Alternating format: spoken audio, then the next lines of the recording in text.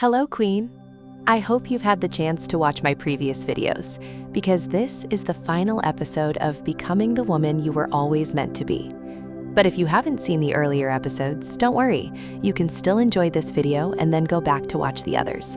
Trust me, every episode has something valuable waiting for you. Now, let's dive into today's conversation.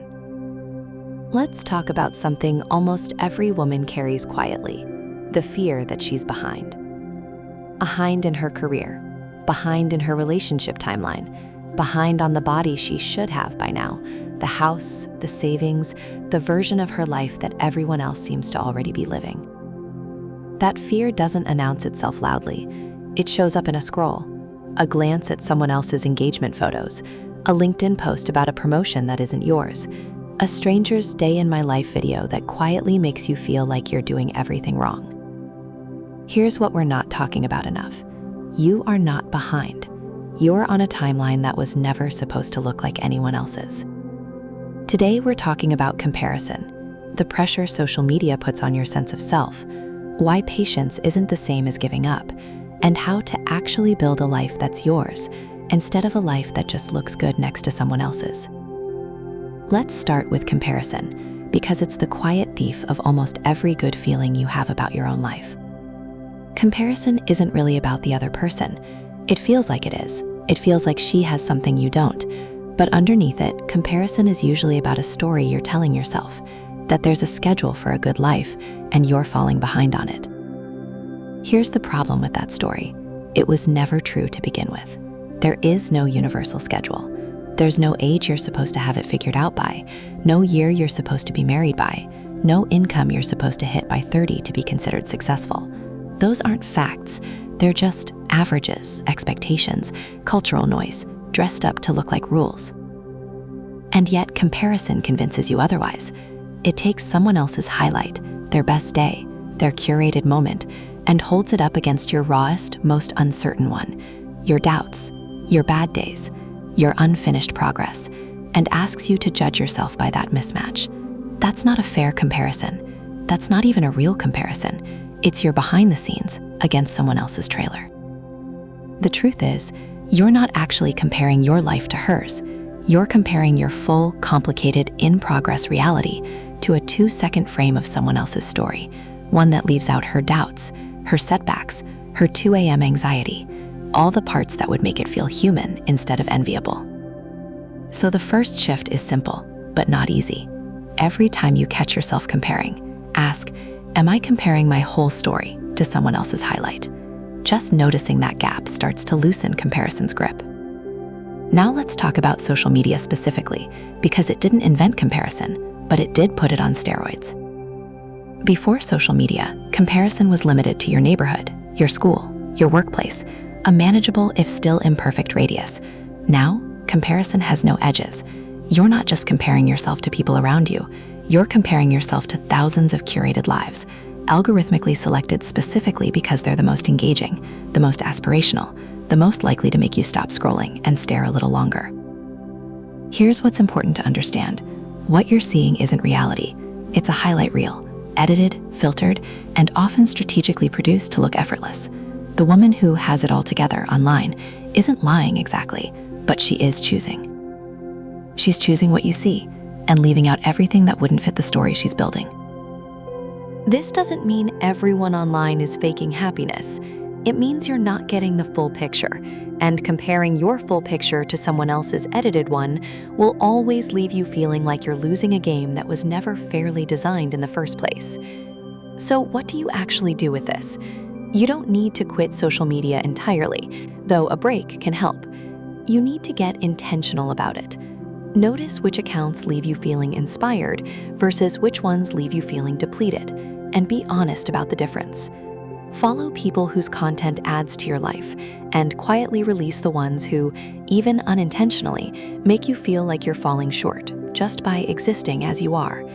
Your feed is not a neutral space. Curate it the way you'd curate any other environment you spend hours of your life inside. Let's talk about patience, because in a culture obsessed with fast results, patience has started to look like failure, and it isn't. Patience doesn't mean sitting still and hoping things work out. It's not passive. Real patience is trusting a process while still actively participating in it, showing up, putting in the work, and allowing the results to unfold on their own timeline instead of the one you impatiently demand. Here's something almost nobody tells you. The things that last were almost never fast. Real skill takes years, not weeks. Real trust in a relationship takes time, not a few good months. Real financial stability builds slowly through boring, consistent choices, not overnight windfalls.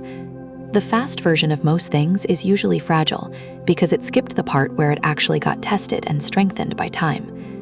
When you feel that urgency, that need for your life to hurry up and match someone else's pace, ask yourself, am I actually behind?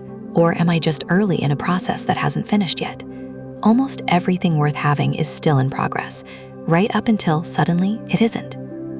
This also means allowing yourself to be a beginner without shame. You're allowed to be new at something. You're allowed to not have it figured out yet. Beginning is not the same as failing. It's simply where every single thing that eventually became impressive necessarily started. Which brings us to creating your own path, because the antidote to comparison was never catching up. It's building something that was never meant to be compared in the first place.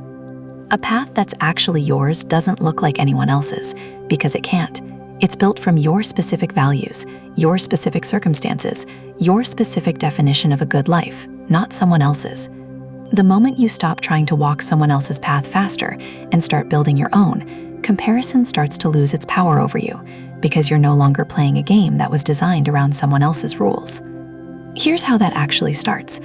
Get specific about what you actually want, not what looks impressive, not what would earn approval, but what genuinely feels aligned with the life you're trying to build.